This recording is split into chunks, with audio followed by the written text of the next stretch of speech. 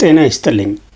ከትንሣኤ እስከ ዳግማ ትንሣኤ ያሉት ዕለታት ስያሜና ታሪካዊ አመጣጣቸው ምን ይመስላል? ዲያቆን ተመስገን ዘገየ በማኅበረ ቅዱሳን ድረገጽ ላይ አስፍሮት የነበረውን ጽሑፍ ወደ እናንተ እያስደመጥን እንቆያለን። አብረን እንሁን። ከትንሣኤ ሌሊት 1 ሰዓት ጀምሮ እስከ ዳግም ትንሣኤ ያለው ሳምንት የፋሲካ ምስጢር የተገለጠበት ከግብፅ ወደ ምድረ ርስት ከሲኦል ወደ ገነት መሻገርን የሚያመለክት ሳምንት ነው።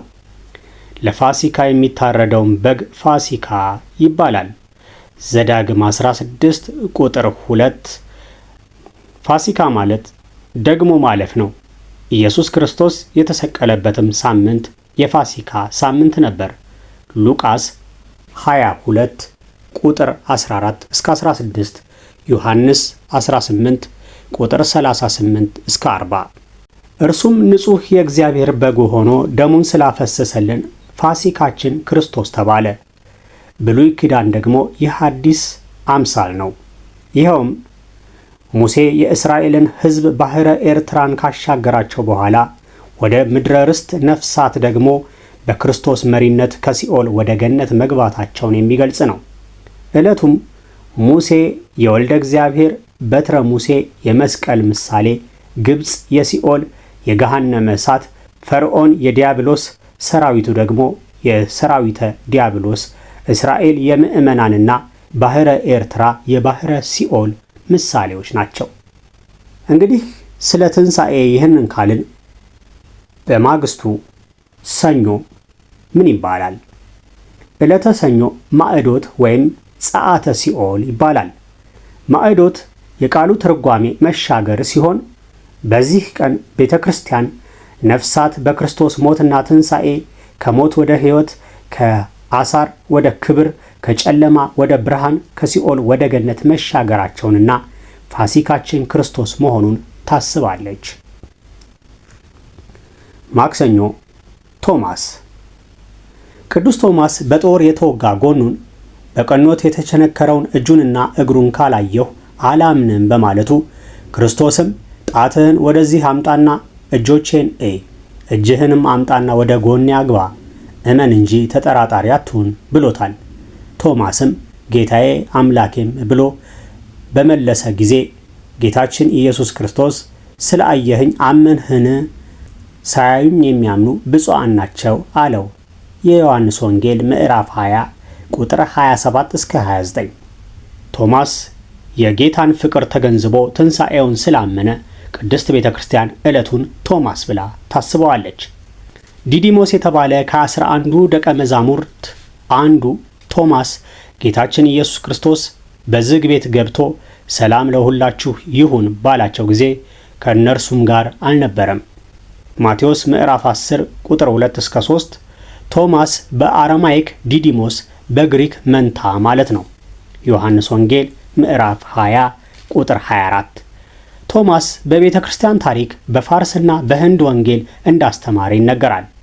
ለቶማስ ጎኑን እንዲዳስስ የፈቀደው ለሌሎችም ቅዱሳን ሐዋርያት የተቸነከረውን እጁንና እግሩን ያሳየው ካህናት ሥጋውን ደሙን እንዲፈትቱ ነው።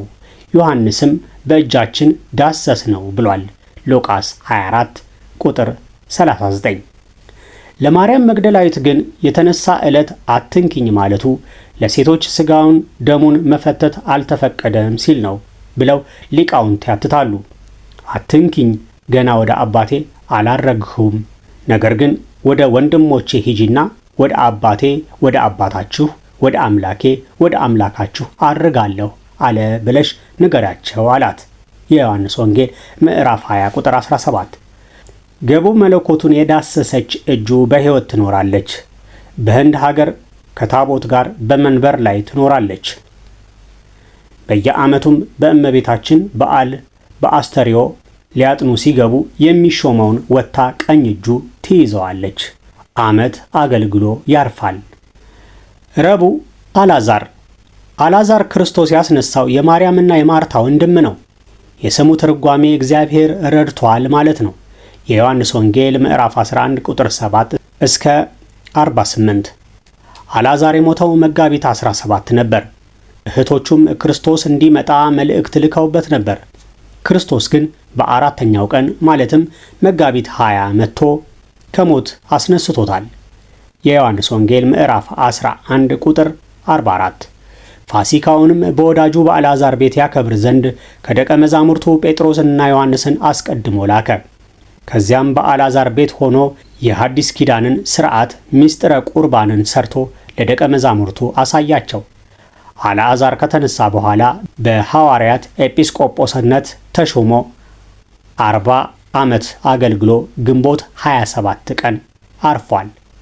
ስንክሳር ግንቦት 27። ሐሙስ። አዳም ሐሙስ ይባላል። አዳም የመጀመሪያ ሰውና የሰው ሁሉ አባት ነው። በአንደኛው ቀን የተፈጠረ የሰው ሁሉ ምንጭ ስለሆነ የሰው ዘር ሁሉ ከእርሱ ተገኝቷል። በዚህ ዕለት ለአዳም የተሰጠው የተስፋ ቃል ስለመፈጸሙ ዘፍጥረት 3 ቁጥር 15፣ አዳም ከነልጆቹ በክርስቶስ ሞትና ትንሣኤ ነፃ ስለመውጣቱ ይታሰብበታል። ክርስቶስ በተነሳበት በአምስተኛው ቀን ሐሙስ አዳም ይባላል። ጌታችን አዳምን ከ5 ቀን ተኩል በኋላ ከልጅ ልጅህ ተወልጄ አድንሃለሁ ብሎ ቃል ገብቶለት እንደነበር በቀሌምንጦስ ተጽፏል። አዳምና ሔዋን በገነት 7 ዓመት ከቆዩ በኋላ ትእዛዙን በመተላለፋቸው ከኤደን ገነት አስወጣቸው። መጽሐፈ ኩፋሌ ምዕራፍ 4 ቁጥር 16 እና ዘፍጥረት ምዕራፍ 3 ቁጥር 23 ብዙ ተባዙ ያለው ቃል እንዳይቀር በምድር ላይ ወርደው ልጆችን ወለዱ ይላል።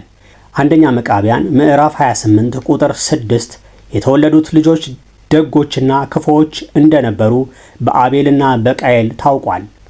ዘፍጥረት 4 ቁጥር 8 አዳም በዚህ ዓለም 930 ዓመት ኑሮ ሚያዝያ 6 አርፏል። ዕለተ ዓርብ ቤተ ክርስቲያን። ዓርብ የእግዚአብሔር ቅድስት ማደሪያ በሆነችው ቤተ ክርስቲያን ተሰይማለች። ይህም ሁሉም ምስጢራተ ቤተ ክርስቲያን የተፈጸመባት ዕለት በመሆኗ ነው። ዕለተ ዓርብ የሥራ መከተቻ፣ ምዕራብና መግቢያ በሚሉ ስያሜዎችም ትጠራለች። በዕለቱ ጌታችን መድኃኒታችን ኢየሱስ ክርስቶስ በመልዕልተ መስቀል ያደረገውን ተአምር በመስቀሉ ድህነትን እንዳሳየ በቀራንዮ የሕንፃዋ መሠረት እንደተተከለላትና ሥጋ መለኮት እንደተቆረሰላት ልጆቿን ከማኅፀነ ዮርዳኖስና ከአብራከ መንፈስ ቅዱስ የምትወልድበት ማየገቦ እንደፈሰሰላት ተገልጾበታል። ቅዳሜ ቅዱሳት አንስት። ቅዳሜ ቅዱሳት አንስት ተብሎ ይጠራል። ይህም ስያሜ በስቅለት ዕለት በለቅሶና በዋይታ የሸኙትን በሉቃስ ወንጌል ምዕራፍ 23 ቁጥር 27 የተገለጸውን በዕለተ ትንሣኤ ሽቱና አበባ ይዘው ወደ መቃብር የገሰገሱትን ከሁሉም ቀድሞ ጌታችን በዕለተ ሰንበት ተነስቶ ለተገለጸላቸው ማርያም መግደላዊት፣ የታናሹ ያዕቆብና የዮሳ እናት ማርያም፣ የዘብዴዎስም የልጆቹ እናት ሰሎሜንም መታሰቢያ ለማድረግ ነው። ከሳምንቱ በመጀመሪያይቱ ቀን ያዘጋጁትን ሽቶ ይዘው እጅግ ማልደው ወደ መቃብሩ ሄዱ። ሌሎች ሴቶችም አብረዋቸው ነበሩ ይላል በሉቃስ ወንጌል ምዕራፍ 24 ቁጥር 1 ላይ። እሁድ ዳግም ትንሣኤ። ያም ከሳምንቱ የመጀመሪያው ቀን በመሸ ጊዜ ደቀ መዛሙርቱ አይሁድን ስለፈሩ ተሰባስበው የነበሩበት ቤት ደጁ ተቆልፎ ሳለ ጌታችን ኢየሱስ ክርስቶስ መጥቶ በመካከላቸው ቆመና ሰላም ለእናንተ ይሁን አላቸው። የማቴዎስ ወንጌል ምዕራፍ 20 ቁጥር 19። ጌታችን ኢየሱስ ክርስቶስ ከደቀ መዛሙርቱ ተሰውሮ ከሰነበተ በኋላ በዕለተ እሁድ በዝግ ቤት እንዳሉ ዳግም ተገለጸላቸው። ስለዚህም ዳግም ትንሣኤ ተባለ። ቀደም ሲል ያቀረብንላችሁ መረጃዎች ምንጫቸው መዝሙረ ማህሌት ወቅዳሴ፣ ሥርዓተ አምልኮ ዘኦርቶዶክስ ተዋሕዶና የዮሐንስ ወንጌል አንድምታ ምዕራፍ 20 ቁጥር 24 ናቸው። ስላዳመጣችሁን እናመሰግናለን። ላይክ፣ ሼር፣ ሰብስክራይብ ማድረጉ እንዳይረሳ። እናመሰግናለን።